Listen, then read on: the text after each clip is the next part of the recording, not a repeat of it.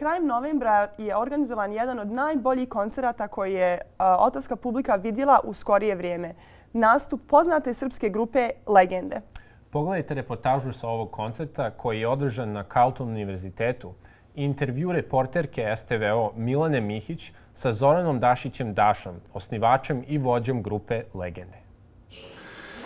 Jako nam je drago i velika nam je čast što smo večeras u vašem društvu. Kažu, kako i koliku ljubav prema prijateljima jedan čovjek nudi, tako će i tolike prijatelje i zaslužiti. Nadamo se da ćemo vas do kraja večerašnjeg koncerta zaslužiti za prijatelje. Bog vas blagoslovio, dobro nam došli i dobro vam noć.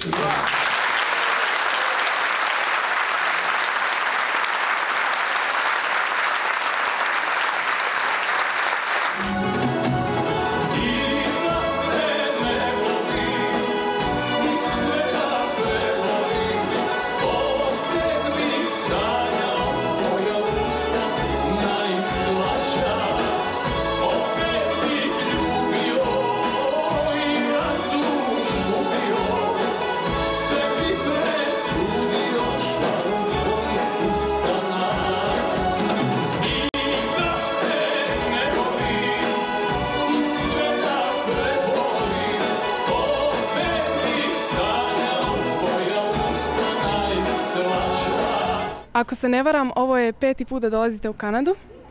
Četvrti, prvo hvala vama što ste došli večeras, što ste ovako lepo propratili. Mi smo zaista vrlo zadovoljni i srećni što je ovako lepo se prošlo u ovom lepom ambijentu. Četvrti put da smo u Kanadi, znači 4 puta smo bili do sada, sa ovim putom. Bili smo do sada u Torontu već 4 puta, sinoć smo imali 2 koncerta u Torontu. Bili smo 4 puta, ne znam, u Edmontonu, bili smo u Vancouveru, u Calgaryu, ali nismo nikad bili u Ottavi. A prvi put večera znači? Ove godine smo prvi put u Kitcheneru i Ottavi bili i zaista sjajno, svuda je bilo ovako lepo. Znači ovo turneja je potpuno uspela i meni je jako drago da evo na ovim dalekim prostorima ima toliko ljudi koji znaju to što mi radimo i više nego što znaju, čak i učestvuju aktivno, pevaju i znaju pjesme, mislim što je fenomenalno.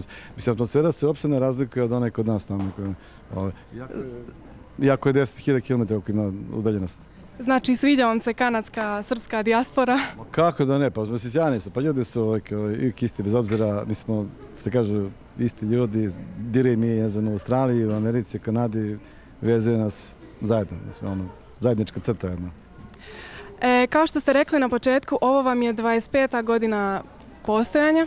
Kako vi vidite vaše mjesto na srpskoj muzičkoj sceni? Kako ste vi, na kojem ste načinu posebni ili unikatni? Pa prvo mislim imamo neki, tako barem kažu, i meni to najdraže kad čujemo, da imamo sopstveni jedan stil, znači jednostavno smo autentični, vrlo originalni, tako da jednostavno osnovni zadatak nam je da prvo stvar, da se ne bude sramota toga što radimo, to sam uvek napomenjao i u tome smo uspjeli. Jednostavno da imamo neko poštovanje kod publike, to ne je bitnije nego popularnost. To se ide jedno s drugim, ali ipak kad ima publika i poštovanje osim popularnosti, to je jedan stepen više jednostavno. I trudimo se da vratimo ugled, mislim jedan od onih koji se trude da vrati ugled i dostojanstvo ovom poslu kojim se bavimo. Pošto mislim da je estrada kod nas posebno malo posrnula po zadnjih godina, jednostavno i pokušamo da damo ipak neku težinu, neku dozu umetnosti u svemu tomu.